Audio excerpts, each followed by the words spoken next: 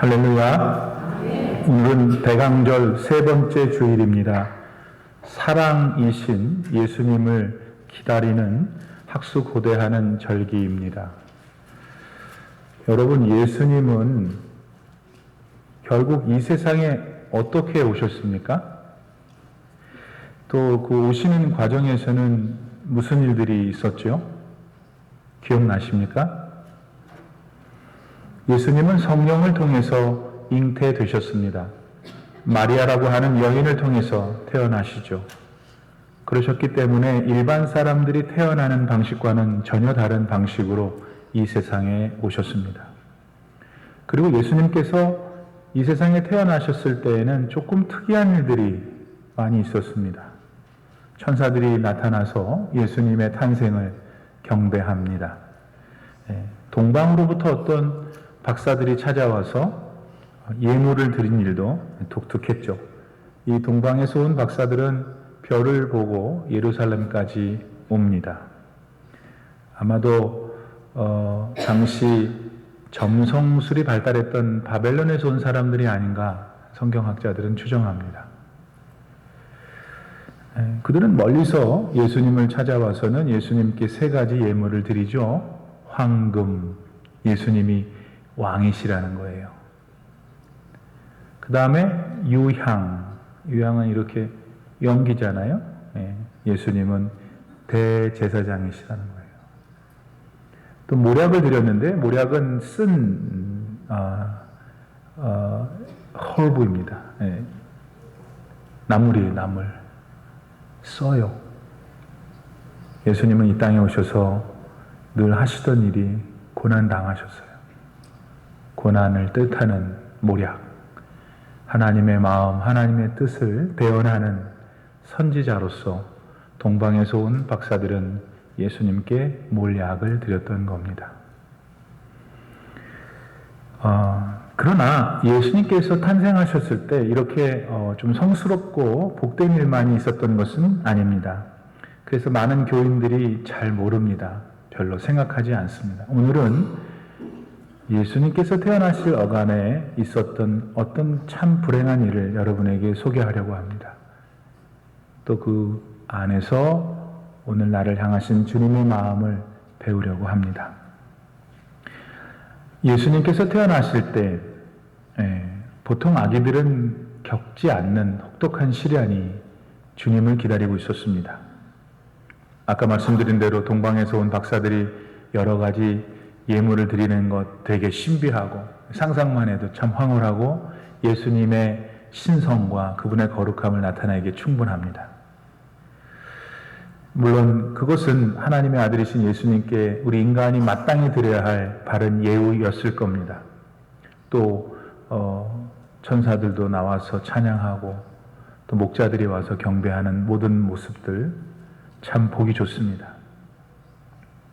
근데 그 당시 그 지역의 왕이었던 헤롯 왕이 그 무대에 등장하면서 이 분위기가 완전히 깨지게 됩니다.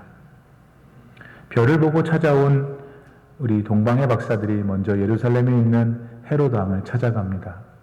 자기들이 별을 보고 유대의 왕이 태어난 것을 알았기에 왔노라고, 어디가 그분이 태어난 곳이냐고 물었습니다. 여러분, 그 소리를 들을 때 헤롯 왕이 기분이 어땠겠어요? 아니, 지금 본인이 현직 유대의 왕인데 유대인의 왕이 태어났다고 하니 그 기분이 어땠겠냐 말이에요. 속으로 몹시도 화가 났던 헤롯은 자기 부하들, 신하들한테 자초지종을 물어봅니다. 그랬더니 신하 중 하나가 성경에 보면은 그리스도께서 베들레헴에서 태어나실 것이라는 말씀이 있습니다. 당시 신하들이 참고한 성경은 미가서 5장 2절 말씀이었어요. 그걸 증거로 드러낸 거죠. 거기엔 이렇게 기록되어 있습니다. 또 유대 땅 베들레헴아, 너는 유대 고을 중에서 가장 작지 아니하도다. 너에게서 한 다스리는 자가 나와서 내 백성 이스라엘의 목자가 되리라 하였음이라. 이 사실을 알게 된 헤롯 왕 어떻게 했을까요, 여러분? 베들레헴을 동방 박사들한테 알려주면서 거기 가서 그 유대의 왕으로 태어난 아기를 만나면 나한테도 알려주라. 나도 가서 경배할 터이니. 근데 그게 진심이었을까요? 네. 어떻게 유대인 왕으로 지가 있는데 다시 유대 왕이 태어날 수 있겠어요? 실제로 어떻게 했어요? 이제 기다리고 있는 거예요. 박사들이 오면 가서 죽이려고. 하나님께서 동방의 박사들에게 나타나셔서 헤롯한테 가지 말고 그냥 니네 집으로 가라. 그래서 동방의 박사들은 헤롯에게 들리지 않고 돌아가죠. 그런데 바로 그때 베들레헴에는 살육의 피가 흐르기 시작합니다. 예수님께서 태어나신 그 시점이라고 추정되는 시간을 중심으로 2살 아래의 모든 사내 아이를 헤롯이 죽였기 때문입니다. 자, 이랬으니 예수님께서는 태어나신 날로부터 얼마 안 돼서 고난이 시작된 것입니다. 평안한 환경에서 좋은 것을 먹으며 엄마의 따뜻한 품에서 잘 자라야 했을 아기였습니다. 근데 그 시기에 예수님은 애굽이라고 하는 이집트로 피난을 가야 했습니다. 당시 붙잡히면은 죽을 수밖에 없는 절체절명의 순간들을 어린 아기인 예수는 겪고 있었던 거죠. 또한 그의 육신의 부모되는 요셉과 마리아는 자기들은 한 번도 가보지 않은 애굽 땅에 가서 헤롯 왕이 죽을 때까지 살아야 하는 불행을 겪은 것입니다. 여러분, 히브리 사람이 이집트 땅에 가서 산다는 거 쉽지 않을 거 아니에요. 거기서 얼마나 힘들었겠어요. 고통이 있었겠어요. 그 부모가 그렇게 고통을 당하니 그 부모 손에 자라야 했던 예수님의 고통이 얼마나 컸겠습니까? 그래서 오늘 우리가 기다리고 있는 예수님은 인생에 있어서 모든 고통을 본인이 몸소 체험한 분이다라는 사실을 여러분이 아셔야 합니다. 여러분, 예수님께서는 이렇게 우리 사람이 겪고 있는 고통을 잘 아세요. 머리로만 아는 게 아니에요. 가슴으로만 아시는 것도 아니에요. 예수님은 몸소 당신의 몸으로 사람의 고통, 어려움을 겪으셨어요. 그것도 태어나자마자 겪으셨으니 우리 중 누구도 예수님에 대하여 예수님은 우리들 인생의 고통을 몰라, 내 인생의 문제의 고통을 몰라 할 수 없어요.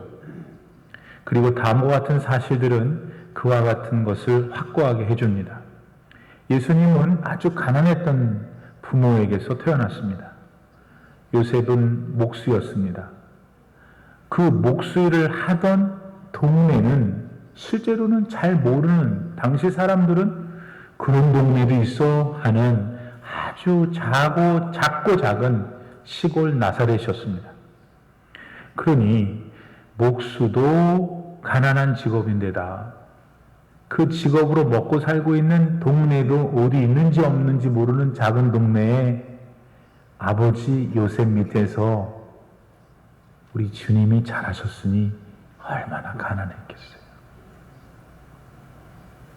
그래서 예수님은 가난한 사람들 마음 잘 아십니다. 그들의 형편을 잘 이해하세요. 보세요, 여러분. 훗날 예수님께서 십자가를 지시기까지 도대체 예수님은 누구랑 지내셨어요? 예수님이 지냈던 사람들은 다 가난한 사람들이었어요. 다 병자들이었어요.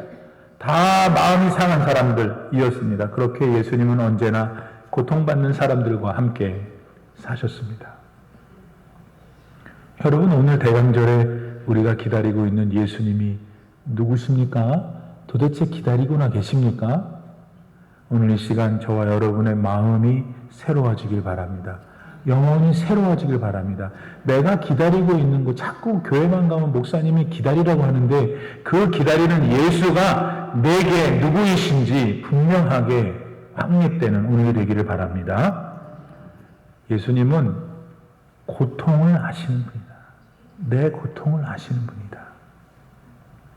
여러분 솔직히 말해 보십시오. 지금 여러분이 가지고 있는 고통을 알고 있는 분 많으세요?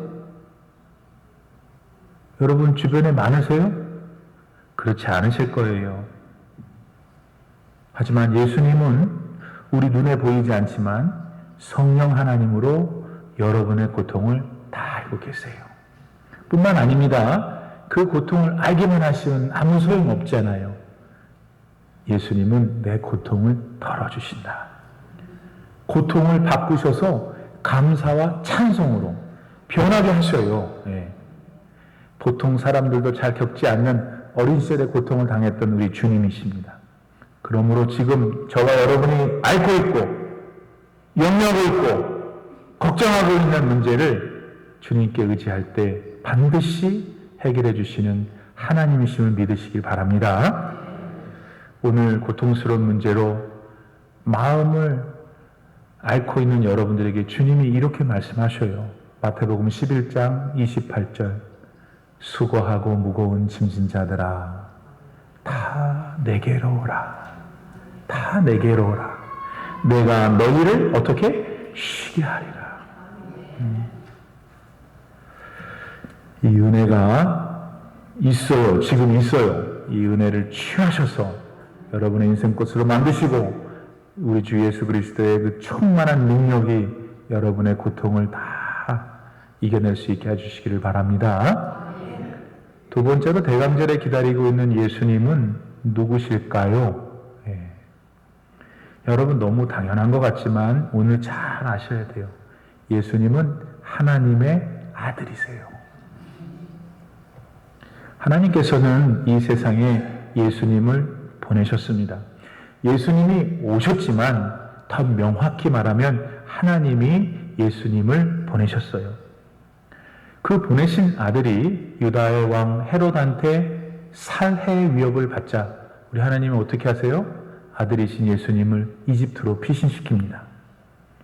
그런 다음에 헤롯이 죽은 후에 다시 예수님을 돌아오게 하시는데 이런 하나님의 모습을 구약성경 호세아서 11장 1절 말씀을 인용해서 강조합니다. 마태복음에 구약성경 호세아의 말씀이 인용된 것입니다. 오늘 본문 15절 하반부 이렇게 나오죠. 그 말씀이 애굽으로부터 내 아들을 불렀다 함을 이루려 하심이라. 여러분, 예수님이 이 땅에 오신 이유는 하나님께서 이미 디자인해 오신 어떤 뜻을 이루어 드리기 위해서였어요. 예수님은 실제로 이 땅에 계시는 동안에 하나님이 그분을 통해서 이루기를 디자인하셨던 것 하나도 빼놓지 않고 다 이루셨어요. 그 중에 대표적인 게 뭐냐면 십자가를 지신 거예요. 왜 십자가를 지셨을까요? 바로 저와 여러분들을 구원하시기 위해서. 여러분, 우리는 아무리 부정하려고 해도 매일 죄 가운데 살아요. 좌우지간에 죄가 있으면 하나님께 못 가요. 그 죄를 우리가 없앨 수 없어요. 스스로 힘으로.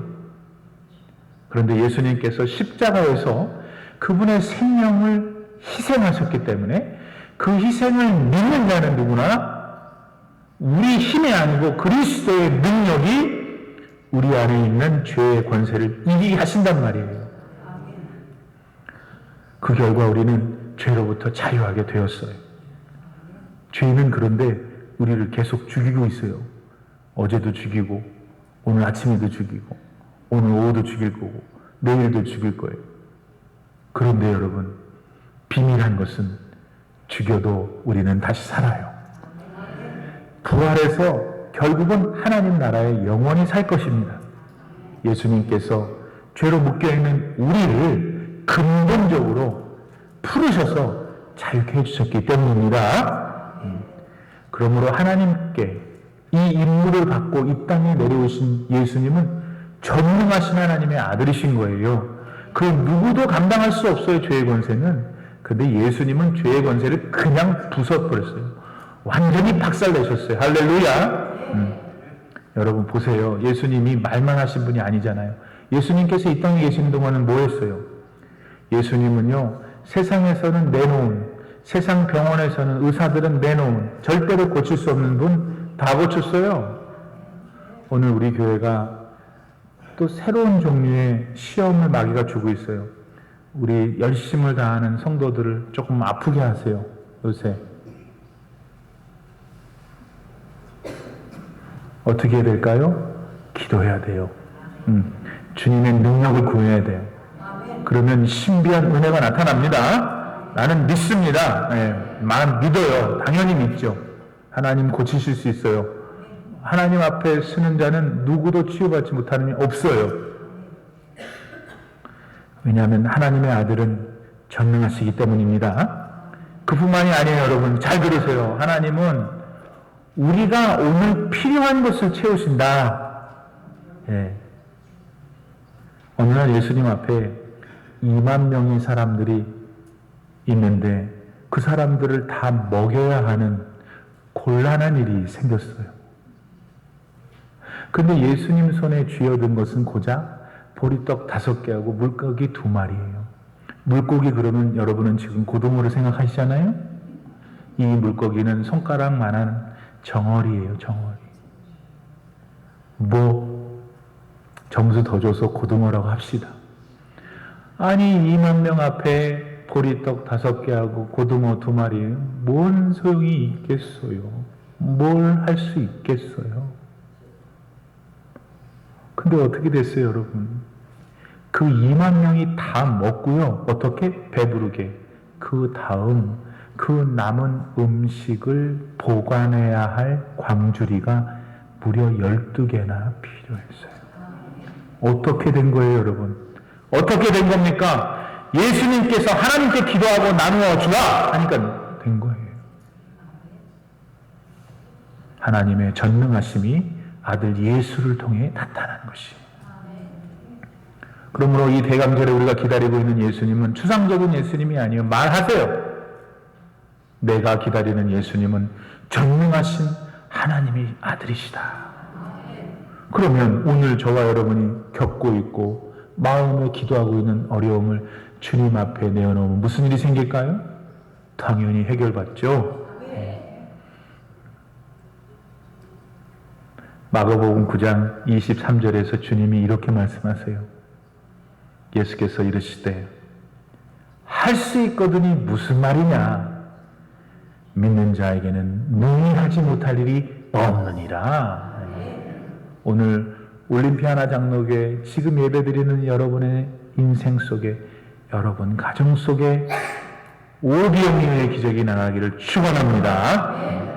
베드로는 예수님만 뚫어지게 바라봤을 때 최초로 물 위를 걷는 사람이 됐어요.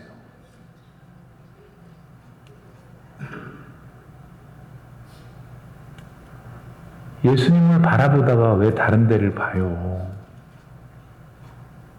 예수님을 지금 믿고 있다가 왜 또 딴짓을 해요? 더 믿음으로, 더 주님을 의지하면 반드시 여러분의 인생에 놀라운 사건이 생깁니다. 그리고 38년 동안 내가 저 연못에만 들어가면 몸이 나을 텐데 하던 사람이 있었어요. 아니 그런데 여러분 그 연못에 들어가려고 하는 환자들이 그 사람 말고 얼마나 많았겠어요. 지 몸이 아픈데 연못이 신비한 대로 전설대로 열리면 지가 먼저 들어가려고 그러지 누워있는 그 사람 누가 신경 쓰겠어요. 세상이 그런 거잖아요.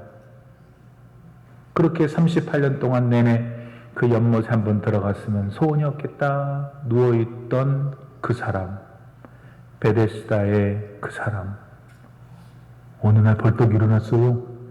연못도 안 들어갔는데 왜요? 하나님의 아들 예수께서 우리가 기다리고 있는 주님께서 네가 누워있는 거 들고 들어 그리고 가. 그러니까 일어났어요. 들고 가지고 갔어요. 지금 허리가 아프세요? 눈이 안 좋으세요? 오장육부가 약해졌어요? 사는 날까지는 살아야 되지만 사는 날 동안 하나님께 기도하세요. 내가 건강하게 해달라고. 안 하니까 건강 안 한 거예요.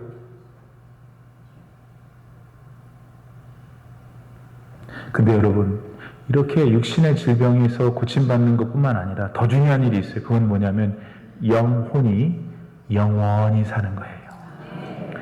예수님은 바로 그 영혼을 소생시켜서 영생할 수 있도록 오셨어요.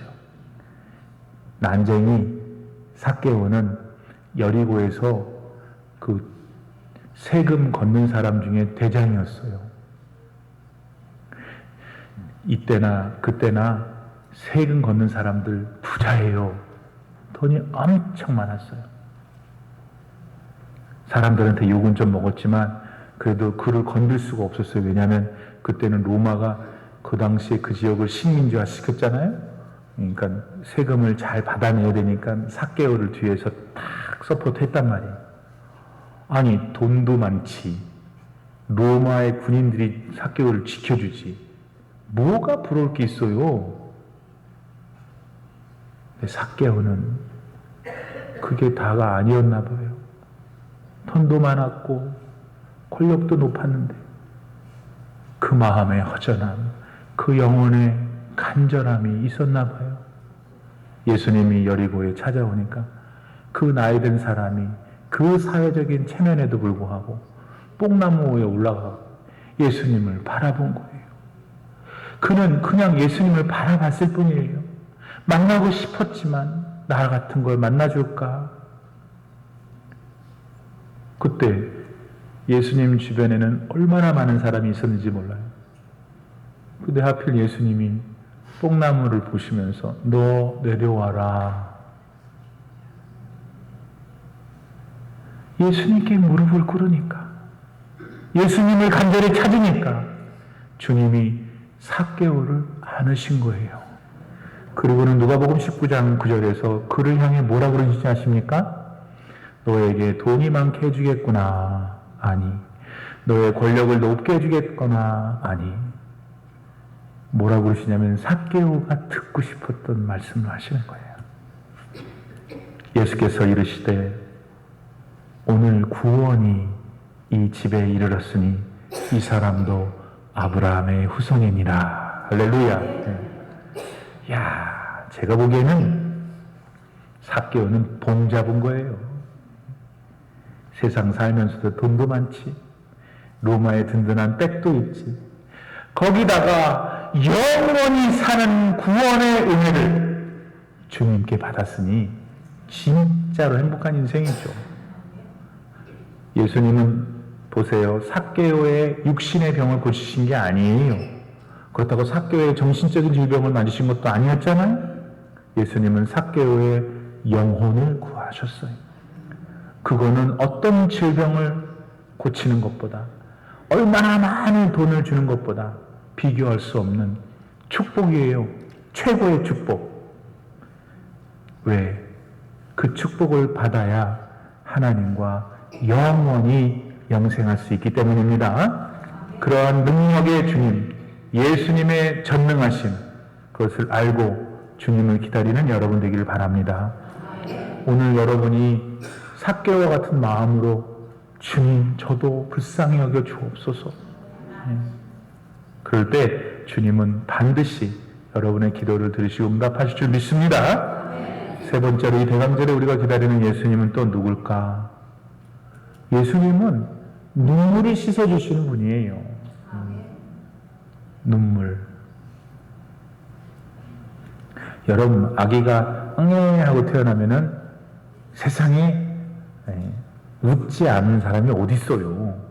지 애기가 아니고 지 손자가 아니래도 다 좋죠. 행복하죠. 그냥 좋잖아요. 아니, 더군다나 예수 그리스도께서 이 땅에 태어나셨으면 그게 여러분 막 경축할 일이잖아요. 막 환호하고 얼마나 기쁜 일입니까? 아니, 그런데 예수님께서 태어나실 때 오히려 그런 분위기가 아니라 아주 공포스러운 일이 일어났다고 우리가 나눴잖아요. 헤롯 왕이 예수님 태어난 시점 맞춰가지고 2살 아래의 남자애들은 다 죽였단 말이에요. 성경학자들에 따르면 그때 당시 베들레헴은 약 한 인구가 1000명 정도 됐다고 해요. 그 중에 죽은 아이들이 한 20여 명 됐다고 추정합니다. 우리가 이 이야기를 들을 때 생각했던 그 엄청난 숫자에는 좀 미치지 못해도, 근데 여러분 가만히 한번 생각해 보세요. 그 죽은 아이들을 한번 생각해 보세요. 또 그 죽은 아이들의 엄마 아빠를 한번 생각해. 기가 막힐 일 아니에요. 내가 보기에는 그 중에 몇몇 엄마들은 며칠 동안 아마 실신했을 거예요. 더군다나 그 아이가 만약 독자라면, 그리고 그 아이를 잃은 그 기억으로, 고통의 기억으로 아마 평생을 살았겠죠. 그처럼 예수님 탄생과 더불어 찾아온 피비린내 나는 학살은 엄마들의 마음을 억장이 무너지게 했습니다. 애곡하게 했어요.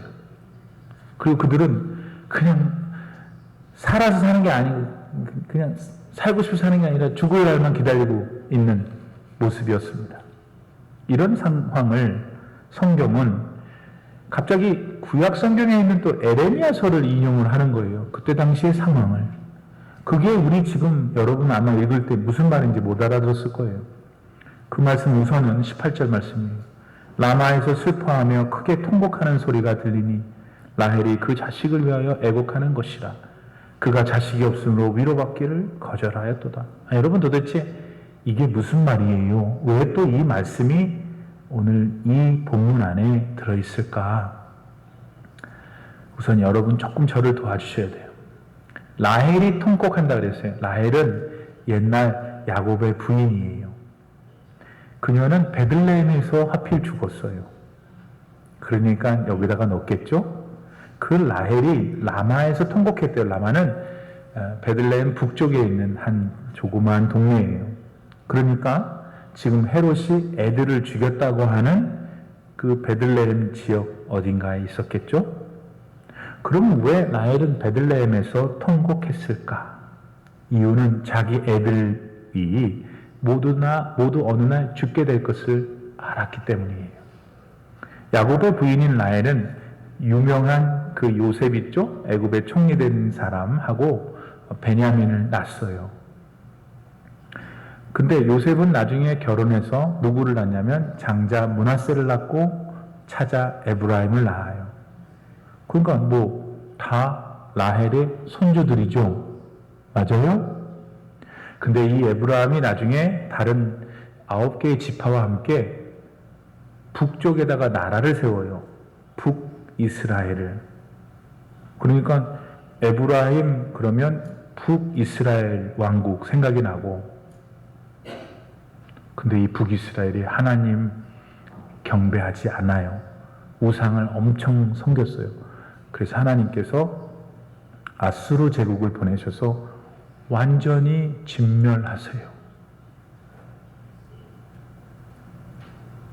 그러면 라헬이 그 얘기를 들으면은 자기 자식들이 다 죽는다는 거예요. 그러니까 라헬이 그 예언을 듣고 너무 슬픈 거예요. 너무 기가 막힌 거예요. 그런데 그 다음 대목, 즉 그렇게 죽을 것이라고 말했지만 하나님께서는 다시 예레미야를 통해서 내가 에브라임을 다시 그러나 살릴 것이다. 에브라임이 회개했고 내게 돌아올 것이므로 내가 그를 내 자식으로 다시 삼으마 라고 하는 말씀이 나와요. 또 헤롯의 손에 죽어가는 자식들을 보면서 베들레헴에 있는 엄마들은 몹시 통곡했습니다. 애곡했죠. 여러분, 이 엄마들, 이 애곡하는 엄마들 어떻게 해야 위로할 수 있을까요? 죽은 애들이 안 돌아오는 한 절대로 위로할 수 없어요. 맞죠?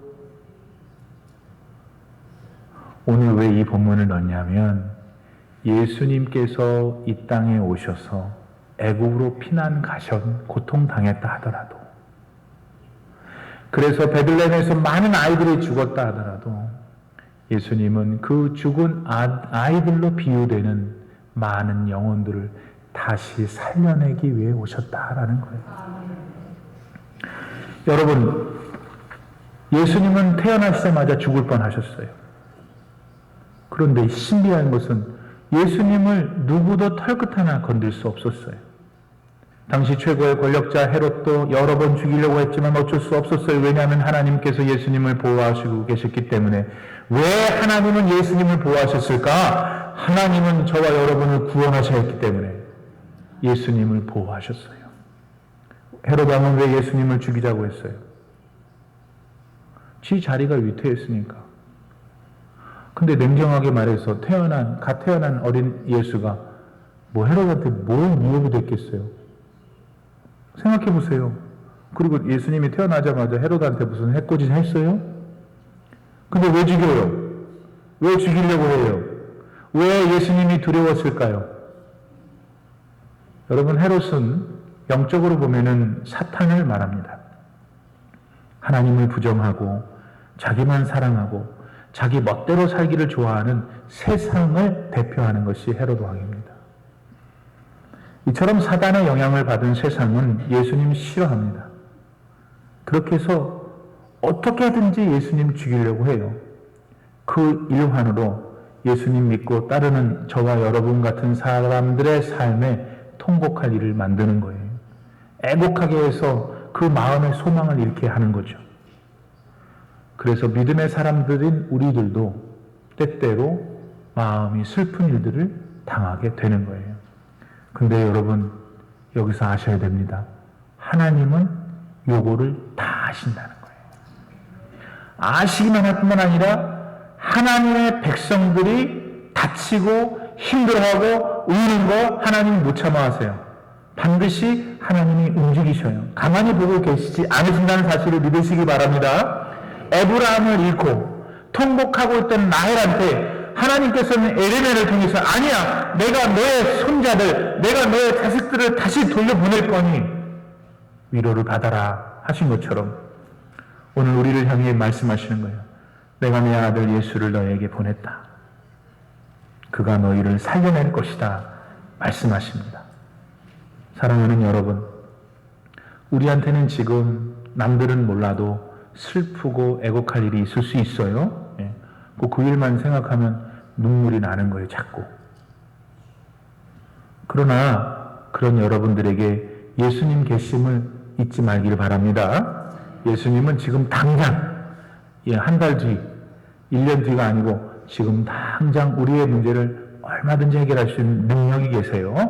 여러분, 한나라는 여자 있잖아요. 얼마나 성전에 와서 울고불고 하는지 기도하는데 대제사장이 보고는 저 여자가 미쳤구나 할 정도로 막 기도했어요. 한나는 남편한테 사랑받았어요. 한나는 풍요로운 삶을 살았어요. 아무것도 부러운 게 없었어요. 단 아기를 못 낳아. 그래서 한나가 매일 기도하는 거예요. 다 아기 달라고. 어떻게 하셨어요, 하나님께서? 한나의 기도를 들으시고 저 유명한 사무엘을 안겨주시잖아요. 응? 네. 무시무시한 골리앗 장군 앞에 다윗이 조그매요. 그분은 조그매요, 등치가. 이렇게 서 있었어요. 보기만 해도 코미디예요. 네. 키가 한 2m 한 60 되는 사람하고 키가 뭐 작은 사람하고 서 있으니 웃기죠, 보는 것도. 근데 더 웃긴 거는 그 골리앗은 블레셋에서 내놓은 최고의 장수인데 다윗은 이름도 없는 한 목동이었단 말이에요. 그 목동이 하나님께 기도하는 거예요. 하나님, 내가 쟤 이기게 해달라고. 말이 돼요? 만약에 그 순간에 다윗이 조금만 실수하면은 골리앗이 들고 있었던 칼이 얼마나 더 길었겠지. 남아났겠지, 칼은. 그 칼에 그냥 단칼에 죽는 거예요. 그런데 여러분, 다윗이 이겼어요. 이긴 것도 어떻게 이겼냐면 자기가 개울에서 주워온 5개의 조약돌이 있었는데 그 중에 1개만 썼어요. 하나님 앞에 다윗이 기도하니까 상상할 수 없는 일을 하나님이 일으켜 주셨잖아요. 히스기야 왕은 또 어땠어요? 히스기야 왕은 유다의 왕이에요. 잘 왕했죠. 왕노릇 잘했어요. 하나님 잘 믿고. 그런데 어느 날 이사야 선지자를 보내시더니 네가 죽을 준비를 해야 되거라. 히스기야가 어떻게 했어요? 여러분, 죽을 병이 딱 들었다. 아무것도 못해요. 내가 지금까지 경험한 모든 성도 가운데 그런 경우에 있는 분들 한 번도 아무것도 못해요. 다 봤어요. 히스기야는 그동안 왕으로 누렸던 권세가 있었습니다. 그 권세, 하늘 나는 새를 떨어뜨리는 권세, 아무것도 못해요. 왕으로서 그가 누렸던 산의 진미의 음식들 얼마나 맛있고 얼마나 귀하고 그랬을 거예요. 그렇죠? 그러나 그가 기다리고 있는 죽음 앞에 아무것도 못해요. 왕으로서 그는 얼마나 화려한 삶을 살았겠어요. 예? 코트는 버버리를 입었을 것이고 백은 뭐를 들었을 것이고. 근데 여러분, 죽음을 앞에 둔 히스기야 왕한테 영국산 그 사치스러운 신사복을 입힌들 아무 의미가 없어요. 피골이 상접해가는 환자에게 오히려 짐이 되겠죠. 그런데 바로 그와 같은 인생한테 다시 생기가 돌기 시작했어요. 왜? 하나님이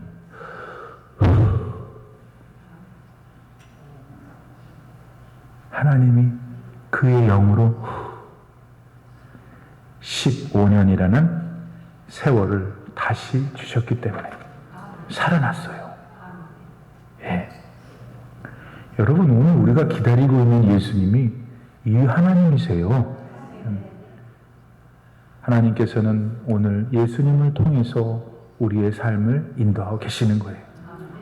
우리가 겪고 있는 문제가 아무리 커도 그 하나님 앞에 문제가 아니라니까요. 그리고 더 중요한 은혜를 베푸시는데 뭐예요? 마지막으로 예수님은 이 세상에서의 수명이 다하면 우리를 하나님 나라로 인도하신다. 그 천국에 들어갈 수 있는 길이 되어주십니다. 여러분, 그런데 우리는 죄 때문에 매일 어떤 유혹이 있냐면 보이는 것만 믿고 살고 싶은 본능이 있어요. 빨강 색깔, 노랑 색깔, 사각형, 삼각형, 눈에 보이는 것만 그냥 그것만 보고 살게끔 해요, 죄가. 그래서 보이지 않는 영원한 하나님의 나라를 별로 동경하지 않아요. 그렇죠? 그 약통에 있는 월, 화, 수, 목, 금, 토, 그 약만 생각하죠? 그러니까 오늘부터 생각을 믿음으로 하라는 거예요. 근데 여러분, 그렇게 한들 우리 인생이 시편 90편에 보면 70이고 강건하면 80이라고 그랬어요. 이 한계는 지구상에 어떤 사람도 극복할 수 없어요. 한 번도 극복한 일이 없어요. 중국의 최초의 통일 왕국을 이뤘던 진시황은 그렇게 안 죽으려고 불로초를 찾아다니더니 몇 살에 꼭 했냐면은 50살에 가셨어요. 나보다 못 살았어. 그렇게 그냥 선한 시민들을 볶아대고 그렇게 지 혼자만 잘 먹고 잘 살았던 김일성. 개마보온 중턱에 고기가 뭐 위도인지 적도인지 뭐가 딱 맞아가지고 거기가 건강을 제일 유지할 수 있다고 거기다가 별장을 져놓고 그 많은 똑똑한 북한의 의사들을 이용해서 살았는데 죽었어요. 80썸띵에. 그 혹이 터져서 죽었는지는 모르겠는데. 세상은 넓고 할 일은 많다라고 거품 누르고 돌아다녔던 우리 선배 김우중도 지난주에 가셨어요. 세상에서의 인생은 모두 끝이 있는 법이에요, 여러분. 근데 그것으로 끝나지 않는다는 걸 아는 것이 지혜라니까요. 어떤 사람 우리 중에도 있어요. 아이고 죽어봐야 알지. 아이고 죽어봐야 알지 뭐. 죽어봐야 알지 하면서 내 마음대로 살겠다는 것이 어리석다는 것을 오늘 깨닫는 여러분 되기를 바랍니다. 왜냐하면 하나님께서는 그렇게 생각하지 않으시니까. 하나님께서는 히브리서 9장 27절에서 한 번 죽는 것은 정한 바요 그 후에는 심판이 있으리니 죽는 것이 다 끝이 아닌 거예요. 이 세상에서의 삶이 끝나면 우리는 다 하나님 앞에 서게 됩니다. 예수 믿었던 그렇지 않았던 그때 하나님의 준엄하신 심판을 패스해서 영원한 하나님 나라에 살 수 있는 유일한 길, 그거는 예수님밖에 없어요. 그래서 우리가 지금 이렇게 예수님을 학수고대하는 거잖아요. 여러 구역들이 요즘 모여서 열심히 다음 주에 있을 성탄 성극의 밤을 준비하고 있는 것으로 알고 있습니다. 다 사람마다 성격이 다르고 기질도 다르고 이해도 다르서 다 뭐 기계처럼 할 수는 없지만 여러분 마음을 그런 예수님은 어떻게 기다리지 않겠어요, 여러분? 예수님은 고통을 다 알고 계세요, 내 고통을. 예수님은 내 눈물을 씻어주십니다. 예수님은 전능하셔서 못하실 분이 없어요. 그 분을 여러분 오늘 만나시길 바랍니다.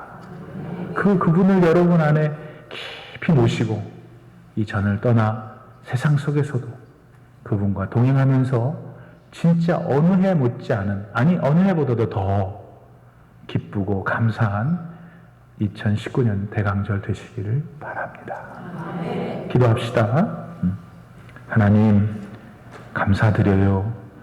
예수님께서 천사들에게 경배받고 또 목자들에게 축하받고 동방박사들에게 축하받은 것은 잘 알지만 예수님께서 태어나실 어간에 그 많은 아이들이 죽고 그 죽음이 무엇인지를 소개한 말씀을 오늘 처음 듣게 됩니다. 하나님은 우리를 사랑하셔서 예수님을 보내셨습니다. 예수님은 우리의 고통을 아십니다. 우리의 문제를 아십니다. 우리의 어려움을 아십니다. 그리고 그 모든 것들을 해결할 수 있는 전능의 하나님의 아들이십니다. 그러므로 우리 대강절에 아무 생각 없이 지내지 말고 정말 예수님을 기다리고 그 예수님을 누리고 그 예수님의 귀한 자녀들로 축복받는 인생들을 다 되게 하여 주시옵소서. 예수님의 이름으로 기도드립니다. 아멘.